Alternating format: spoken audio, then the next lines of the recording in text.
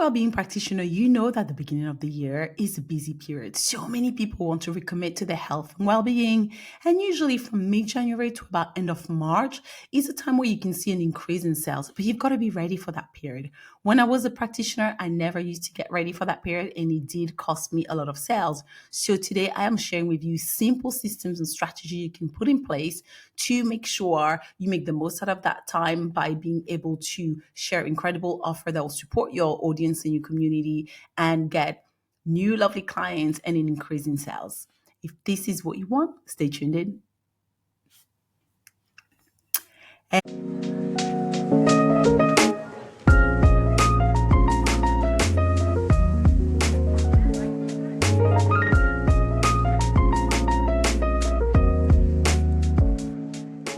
Hey, friend. Welcome back.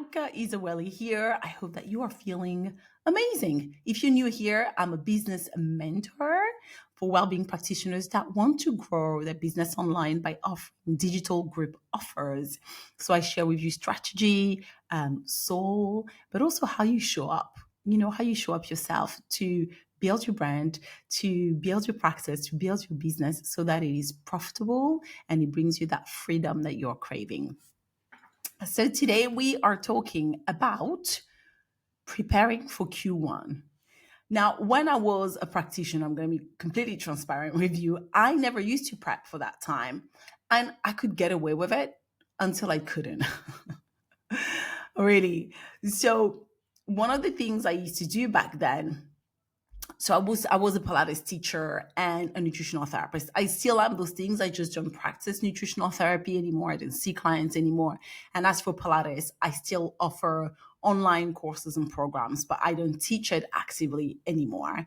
But when I was doing these things actively, and it was 100% like my full-time job and work, I never used to prep for that time. And I would still expect clients, which now that I think about it, is crazy. So I would just roll in thinking, hey, it's January, it's busy, it's always busy, it's fine, I'll be totally fine. And you know what? I was actually okay when it comes to Pilates. I was okay because I had big numbers. I had an audience of over 100,000 people on YouTube, and I had plenty of low cost offers that were pretty easy-ish to sell, right? I knew how to sell them. I knew how to build content and messaging around them and plug them into my classes. So I sort of knew that would work. And although looking back now, I could have even optimized that, to be honest with you, but it worked. But when it came to health and well-being, I had different offers. I had a big high ticket offer, which was one-to-one, which I loved so much. And that it kind of worked until it didn't, because I just didn't prepare for it. And that felt hard. My nervous system felt it. I felt anxious as fuck. Like, oh my God, why don't I have clients? I have such a huge following. What's happening? But I just wasn't preparing for it. It's not that my offer was bad. My offer was really, really good, but I wasn't preparing for it. I wasn't warming up my audience. I didn't have any system to bring in people just for that. I had a system to bring in people into my world, but I was offering so many different things that I wasn't specific enough about that. I didn't have a strong funnel. And come January, even though I knew people would need my help and my support, I didn't prepare, again, any systems the prior months to that. So I want to share with you now the things I think you can do to really help you prepare for those first 3-4 months of the year, so that you can welcome in sales in a really chilled way. Because what we don't want is come February, because most of the time people don't really invest until mid-January. Nobody's really into it. Most people have spent all their money. You can still make sales, but most people have spent all their monies over Christmas. Everybody's like, okay, I'm going to get started, taking their time. But those people that have been thinking seriously about changing something, improving their health, or working on something they've been challenged for and they want to do it in the new year, they are ready for you. Like those last week of January, they're ready for you. They're looking for your offers. So you want to make sure you are visible to them the months before. and even that you have them in your world, like on your mailing list, so that you can nurture them all the way through, November, December, January. So here's what I would do. And this is even more important if you are not a movement practitioner, because we market differently. A Pilates teacher, a yoga teacher will market completely differently to a nutritional therapist, often because the type of offers we have are different. And a lot of the time, if you already are teaching active classes as a yoga teacher or a fitness trainer, you'll have a bigger pool of audience to pull from that have really tested and tried your offer, tried your style of teaching. Or, I find it's a little bit different, and it's also a little bit easier to market to that. As a Pilates teacher or yoga teacher. But if you are any other type of well-being practitioner, and I'm talking somatic practices, doulas, like anything, you have to prep in a completely different way. One of the first thing I would do, especially if you have a small audience, is to make sure that you have an opt-in that is linked to the offer you want to sell those first 3-4 months of the year. So you got to create an opt-in, or you probably already have one. Make sure it's nice and refined, that will bring people onto your mailing list. You want to share it as often as you can. Just pop online and say, hey guys, wherever you show up, I don't know whether it's TikTok or Instagram or YouTube, I have these incredible things that can help you do this, and that. You can get it here, right? You want to get as many people as you can on your mailing list, and you want to nurture them. You can also use Facebook ads. Nowadays, it is a little bit harder to grow on YouTube if you didn't start with a big audience. So Facebook ads will add you for that if you find your growth is going a little bit slower. Some people don't use Facebook ads at all, and they grow and they're happy with it. Some people manage to have 2-3 posts that kind of go not full viral, but viral enough to bring them consistent potential clients into the world. So creating the opt-in and sharing it to grow your mailing list is super important. I talk so much about mailing lists. Like, that is the thing. I will die on a hill talking about that and fighting for mailing lists. Mailing lists are so important. YouTube, Instagram, all these things could disappear. They could change the rules, and you'll be like, damn, where are my people? So the people that really want to hear from you, that really want to be in your world, you got to have them on your platform, the place that you own, and that's your website and your mailing list. So get them there and nurture them there. Now, in terms of nurture, you want to build a clear nurture rhythm, right? Whatever works for you. Now, I don't believe in posting on Instagram every day. I've never done that. If I do it, maybe I'm doing a 10-day challenge in my stories and I'll share some stories every day. I don't find it sustainable. It might work for you, and that's totally fine. Do it. There's no right or wrong. It's more about finding the rhythm that works for you. For me, 2 to 3 times a week sharing on Instagram in a non-busy period is totally fine. If I'm in the middle of a launch and I have a lot going on, if I show up once, it's great. So do what feels right for you. Do what feels sustainable. Now, I'm saying that because I have a mailing list that I email twice a week without fail, practically without fail. I might skip a YouTube episode. I haven't podcasted for ages. I might not show up on Instagram, not post anything for a week or even a little bit more. But on my emails, I'm there because I know that those people have opted in to hear from me. So I'm there once to twice a week, sharing, nurturing, tips, whatever I want to share, I share that. So it is important for you to have a place where you nurture consistently. You got to nurture your community, show that you're there, relate, share what you're going through, and make sure you know and they know that you can help them with their challenges. So these are 2 important things. Those things, you'll do them all through the year, no matter what. But especially at this time of the year, you want to make sure you have one that you're sharing actively. Something else you want to be working on is to make sure the offer whether it's a group program or your one-to-one that you want to share at that time of the year, perhaps it's the one you already have, is basically fits that time of the year. Perhaps that at the beginning of the year, people want something slightly different in your audience. So perhaps you are a somatic coach, movement, somatic, help people release trauma. Perhaps that at that time of the year, they might have something a little bit more specific. After, I don't know, spending time with their family, there were triggers or I don't know, something like that. So see how you can tweak your offer so that it really resonates as well with that time of the year. If you have an offer that works at all time and you know your audience wants it and needs it no matter what, perfect. Stick to it. If you have anything to polish it and be ready to share it, it comes January. Now, what you could also already do is while you're nurturing your list right now throughout November, December, January, it would be to talk about it. Hey, I have this offer. When you're ready, it's here. I am taking on new clients or I'm opening the doors. I don't know, it's 25th of January, whenever it is. I don't recommend you do anything the first 3 weeks of January because in my experience, 10 years offering, Pilates courses, nutrition courses and programs, those first 2-3 weeks of January, the people that are already excited, that are just want to join for the sake of it and do something to feel better, they're not always the most consistent. They don't always stay the course. So I always think, me personally, in my experience, let people have those first few weeks. Let them do their things. A lot of people want to get back into a routine, do their own things. Let them do it. And then from there, see what's happening in the world.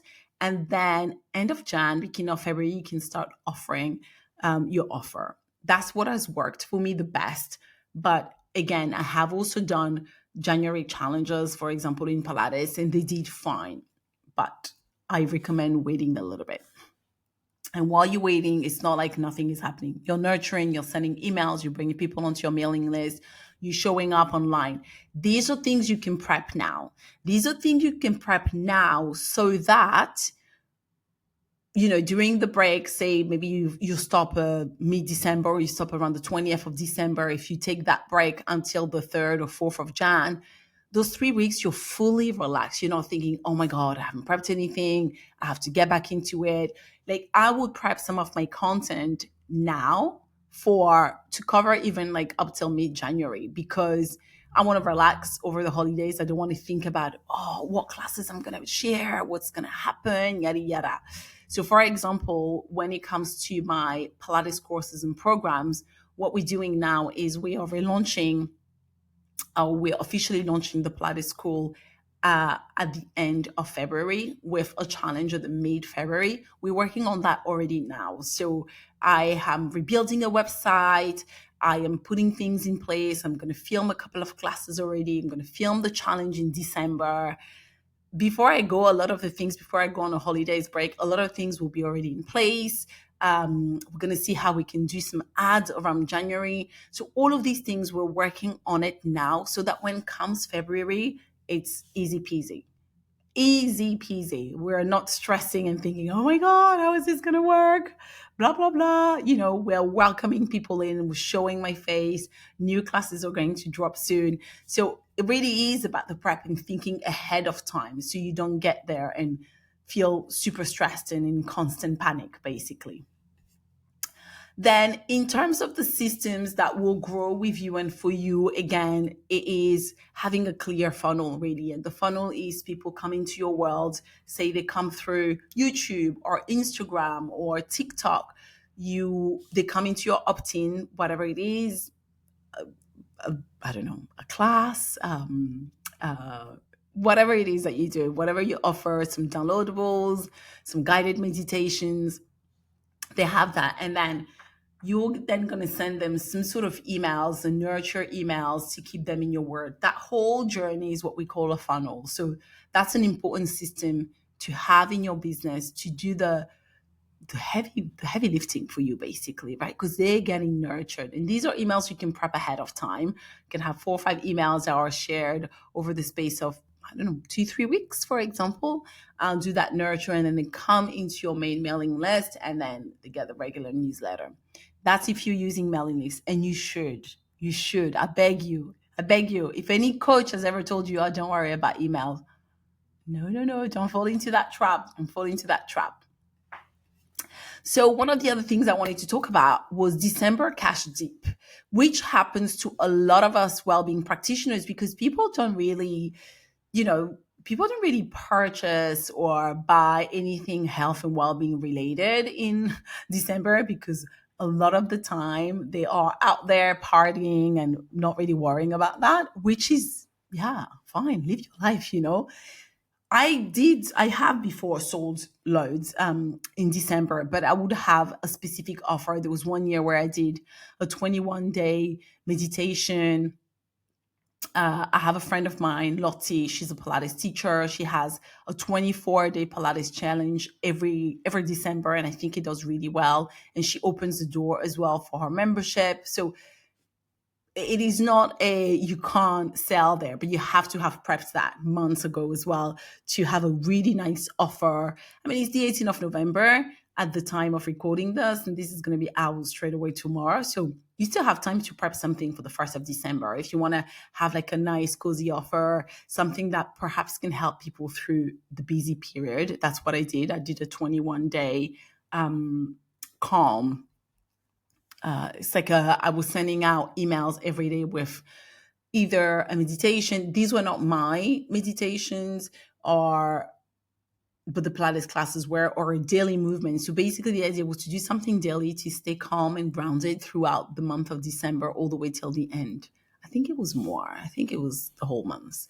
It was okay. It did okay. I quite enjoyed it, but I think it was a little bit too long.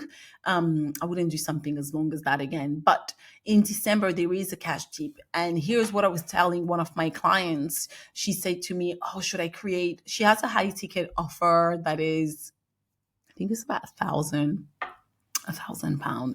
She helps coaches with visibility, working on their self-belief so they can show up online and basically increase their sales and be the face of their businesses, basically. And she was like, oh, I haven't sold enough. I haven't got enough clients. I'm a little bit nervous for December. Should I create a small little offer? And I said to her, listen, selling a low-cost offer takes as much effort as selling a high-ticket offer. Because I've done that before. It is, I promise you, it takes the same effort to sell something at 40 pounds as to sell something at £2,000. The same amount of emails, same everything, same way you're going to show up. It is an offer that you love, so you're going to sell it the same way with loads of passion. But the return on investment is not the same. So is it worth it at end of November, mid-November to scramble a low-cost offer quickly for the 1st of December? I'm not sure. If we're thinking sustainability and going forwards and building for the next few months, I would rather spend my time in building for the next few months rather than scramble something that's actually going to take me loads of effort and might not do as well because, again, I'm not sure. It depends on what your practices, your modality is, and the type of audience you have. Are they receptive to buy something right now at this time of the year? It really depends. So if cash is needed urgently, yes, do it. If there is no any other way. If it's not, I would consider put my effort into, preparing for Feb, March, April onwards by making sure my systems are in place. My offer for next year is really strong. It's resonating with my audience. That's what I will spend my time on. So let's recap. I hope you find this episode hopeful. Sorry, not hopeful, helpful.